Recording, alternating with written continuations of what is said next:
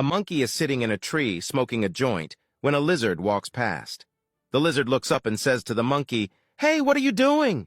The monkey says, "Smoking a joint, come up and join me, my cold-blooded friend." So the lizard climbs up and sits next to the monkey, and they have another joint. After a while, the lizard says his mouth is dry and that he's going to get a drink from the river. At the riverbank, the lizard is so stoned that he leans too far over and falls in. A crocodile sees this and swims over to the stoned lizard, helping him to the side. He then asks the lizard, "What's the matter with you?"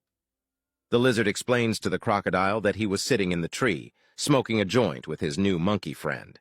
He then explained how his mouth got dry, and that he was so wasted that, when he went to get a drink from the river, he fell in.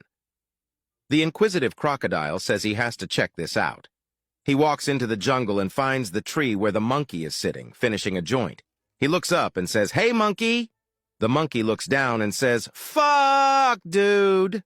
How much water did you drink?" No animals were harmed in the making of this video.